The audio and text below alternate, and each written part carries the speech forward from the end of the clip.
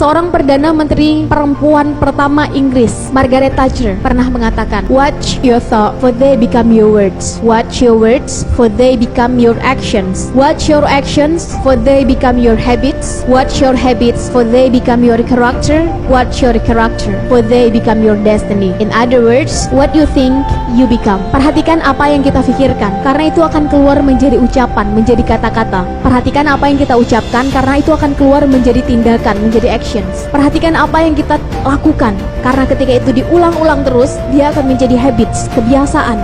Perhatikan kebiasaan kita mulai dari mata terbuka sampai tertutup lagi, karena dia akan menjadi karakter. Perhatikan karakter kita, karena demikianlah takdir kita. Dengan kata lain, apa yang kita pikirkan, demikian takdir kita. Urusan kun fayakun adalah urusan yang maha kuasa. Urusan kita adalah berikhtiar semaksimal mungkin. Ditanya perubahan terbesar dimulai dari mana? Dimulai dari mindset kita sendiri.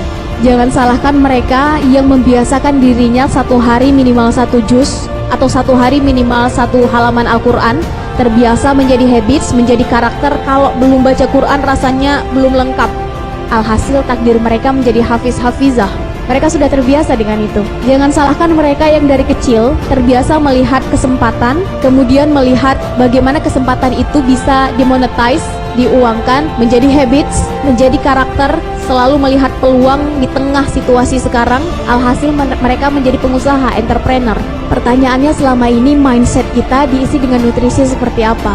Apa yang kita baca, apa yang kita lihat, apa yang kita dengar, apa yang kita serap. Bagaimana habits kita akan terbentuk dan arahnya akan ke sana.